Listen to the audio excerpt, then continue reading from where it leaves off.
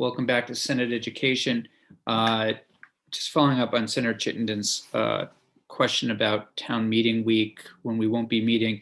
We are hopefully going to find out when crossover is. That date will be set, I think, Friday. But the last I heard, it's looking like maybe March 12th or March 19th. So still a good amount of time. Mr. Wolpe, welcome to Senate Education. Thanks for being with us. It was good to hear from your organization. You are muted, just so you know. And if you wouldn't mind introducing yourself and saying why you are interested in sharing with us information about the Boys and Girls Club as it relates to some of the legislation that we're looking at. Thank you very much. Good afternoon, everybody. I'm really happy to be here. I always like talking about Boys and Girls Clubs. Great. My name is David Wolpe. I'm the Executive Director of the Boys and Girls Club of Rutland County. I am actually fairly new to the position. Believe it or not, I moved here 900 miles in the middle of the pandemic in early August. So mostly I'm here to talk about summer learning loss and how it's been enhanced or negatively enhanced through COVID. And, you know, I just listened to Holly's presentation, which is not surprising that it was very comprehensive. So as she gave you a picture of the entire after school network across the state, I guess what I'm going to do or try to do is give you an example of how that might work in one particular instance, and specifically how funding can enhance that and what it is that Boys and Girls Clubs across the state can do. So not only am I the Executive Director of the Boys and Girls Club in Rutland, I also represent the Boys and Girls Club Vermont Alliance, which I'm a board member of. And there are 5 organizations, you probably know that, in Brattleboro, Burlington, Montpelier, Rutland, and Vergennes. We serve kids ages 6 to 18.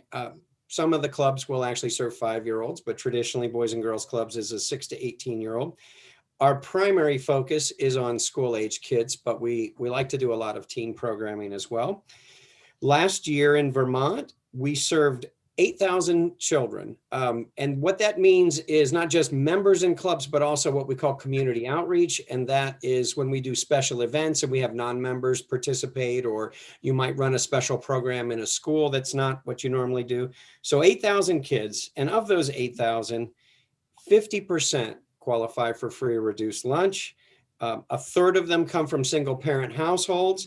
And last year, the 5 Boys and Girls Club organizations were able to pass out at no charge 100,000 meals or snacks. That was in 2020. So despite all of the difficulties, we still are able to do that kind of thing. The Boys and Girls Clubs remains a great vehicle for basic human needs. So summer learning loss, I don't really need to go into a lot of that. You know the basics of it. In a normal year, a student might fall 2 months behind in math. If you come from a low income family, it might even be worse. And we don't know this yet, but I'm pretty sure we can all comfortably say that COVID is only going to make those statistics more dramatic. So we have this achievement gap, we have a learning gap, and then I guess we have what I'm thinking of as kind of a normal life gap. Holly addressed this a little bit. Kids just need to get back to leading normal lives for a change and sort of feeling like normal people. And I think all of that, including summer learning loss, are kind of wrapped together in summer programming, or at least all of those needs can be addressed in summer programming. So the Boys and Girls Clubs of Vermont, we want to commend the Vermont School Boards Association, the NEA, the Principals Association, the Superintendents Association, all of them for developing principles to guide re-engagement of students, and they address the student mental health needs and support their academic success. And these are all part of, as I just said, kind of the same picture. So the Boys and Girls Clubs just want to add their voice into those as feeling like these are really critical times and critical issues to address. So one of the things we say at Boys and Girls Clubs is great futures start here. And so out of school time is a really critical part of kids' lives. You know, when I grew up, I didn't worry about out of school time. My parents had adults in my life that took care of me. Probably most of you guys grew up like that too. But as we all know, that's really not the case in most households these days. As time progresses, there is a greater need for out of school time. There's a greater need of adults in kids' lives in roles that were traditionally filled by parents. So we're role models, we're food providers, but mostly we do, Boys and Girls Clubs has what they call the 5 key elements of positive youth development. And one of those is opportunities and expectations. So opportunities is what I really want to talk about, because opportunities can come in big and small varieties. For example, it might be an opportunity that you get a healthy breakfast first thing in the morning on a summer day that you may not have gotten at home. But we could also provide an opportunity like helping you write an essay on a college application. So it's a wide variety of opportunities that Boys and Girls Clubs offers. And it comes in both everyday life and trying to strive for academic excellence. So what happens is COVID, of course, makes all of these things a whole lot worse. And mostly I'm kind of talking about little kids now, but let's think about teens as well. We know that, they suffer from being alone more. We have more depression, more loneliness. Cyberbullying is always an issue. So these things are just all accentuated. So what we need to offset that is a lot more engagement. And that's not really a magic word, but I kind of use it to mean that kids want to be in your program. They're not there because they have to be. They're there because this is where they've chosen to be, and they like it, and they like you, and you offer them structure and guidance. We've already mentioned meals. You offer them physical activities. And then opportunities, again, get mixed into that. You offer them things that they would not otherwise get. And then to get back to the idea of summer learning loss, we offer them education. But then we get to another one of the 5 key elements of positive youth development, which is fun. So no kids are going to want to line up to be in a classroom all summer. So what do you want to do? You want to teach them in a way that maybe they don't even realize they're learning. They just get engaged and they're excited about it. So there's a lot of ways Boys and Girls Clubs do that. Today, I want to focus on a very specific nationally developed program called Summer Brain Gain. Now, this is a really good program. It can it has an academic element, but it also, when you incorporate it into a full day of programming, it just is part of this entire picture that I'm trying to paint for you. So what Summer Brain Gain can do is it can, it's aligned with national standards. It's a very high quality program. It's engaging. It is flexible. You heard from Holly all sorts of different programs. Well, Summer Brain Gain can work its way into lots of different kinds of programs. It helps sustain learning in club members. It is developmentally appropriate. It is a project-based program so every week it's a different project, and it's also, the entire program is research-based. So it is proven to have impact. And I don't really want to read to you, but I want to give you one quick statistic that in 2015, a rigorous evaluation designed as a randomized control trial was conducted by Boys and Girls Clubs of America and Metis Associates. Youth participants experienced no significant losses in early literacy, math, or reading. And in fact, there was a notable increase in math for members at Summer Brain Gain sites. So it's not the solution to all of this, but it clearly has a very positive impact. And it is something, it's, as I say, one of many examples of what Boys and Girls Clubs can do to offset these issues. So to paint a little clearer picture, I'll talk about this in terms of what we're going to do in Rutland. The things that we've done specifically for this summer to increase access and just to address these issues, we're expanding our hours. So we want to be available for parents all day long. If they need all day care, we're going to be open from 7:30 until 5:30. We are going to try to add a second location. This goes back to this notion of, can we get a school open in the summer? Well, that's going to be my next project, to see if we can have one of our schools open and with kids in the summer. We want to have a much bigger marketing push, not so much to promote our own programs, but to address this notion of awareness and people just having access to programming. And then what we want to do, again, because kids have been indoors a lot more than they might be otherwise, we want to offer a second choice. So each week, children could pick between their normal club programming, which would be indoors and recreational. They would do some outdoor stuff. But we're going to offer what we're going to call an adventure club, where they're going outside every day and they're going to be hiking and swimming, and just Vermont offers a lot of good options for that. So we plan to take full advantage of that. And a child doesn't have to do that for the entire summer. They could switch back and forth all week. So I want to take those two ideas and then connect it back to this program, Summer Brain Gain, to give you an idea how you could still run a program like that, even though you're taking kids out and about every day. You can stop, say, mid-morning and have an hour break where you all sit down and you have a slightly academic session, but you're out in the middle of the wilderness. There's no reason why you can't actually do that. And you can just mix it into a day that's otherwise very engaging. And it's not like a child is actually, in school in the summer. You could also have a very rigorous, 3 or 4 hours of a summer academic enrichment program, and in clubs that I've worked with in the past, you can do that. But you want to have a nice wide variety, and clubs really specialize in that.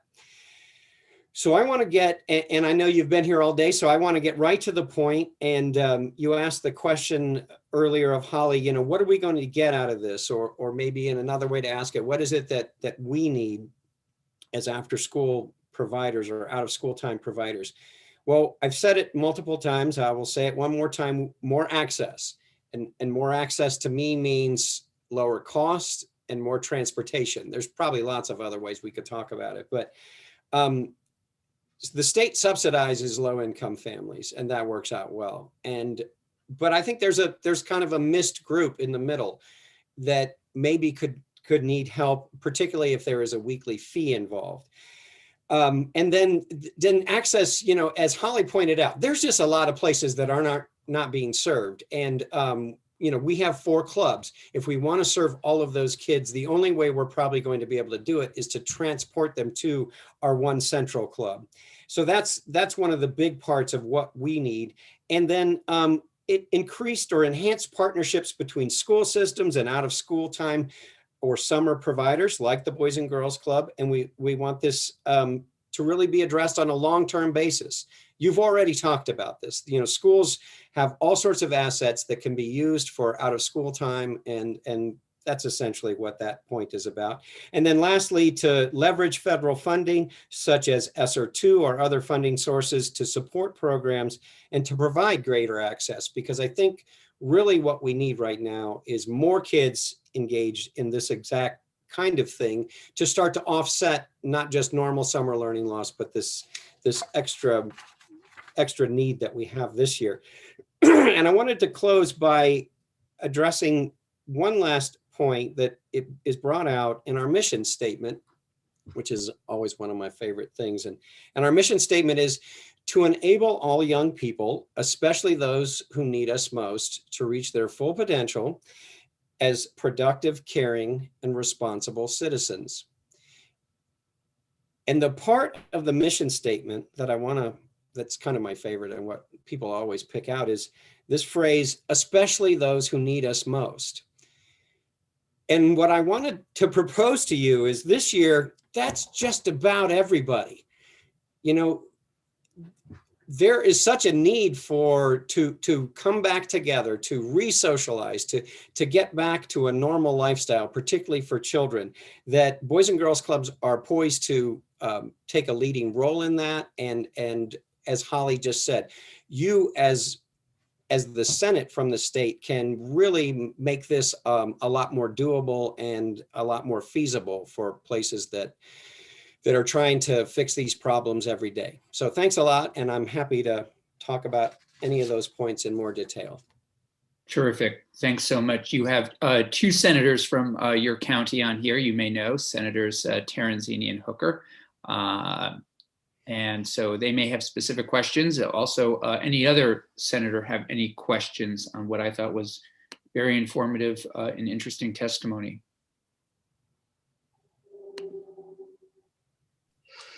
Senator Hooker. Thanks. David, do you have place in mind for your second location yet? The Fairhaven Elementary School is Okay. where we're gonna, hopefully they're not listening in and they're gonna find out I'm gonna ask them Yeah. that in a few days. Didn't you have kind of a satellite program there in the past? We do. We have a club there all school year, and we also have one nearby in Castleton Elementary. And so we just think Fairhaven is the most feasible because we have one of our staff runs the summer rec program, and we can tie in with other summer things going on there, and it just seems like a good opportunity for us. Thanks. Senator Perschlick.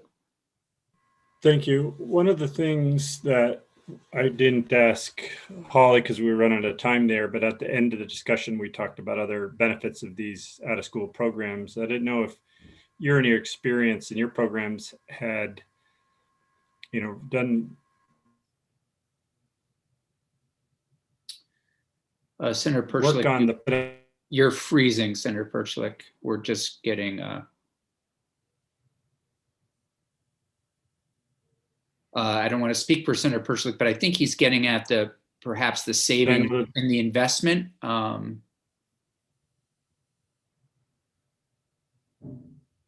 Senator Perschlick, are you there? Mr. Wilby, do you want to say a word about this savings, from the investment? I think that might have been where he's heading. I guess I'm not entirely sure what you're asking. I'm happy to address it. I was thinking, and this might not be the direction that Senator Perschlick's going in, but I thought he might have been leaning in the way that Senator Lyons sort of had gotten us thinking. Wait, Senator Perschlick, are you back with us? I see that summer photo up.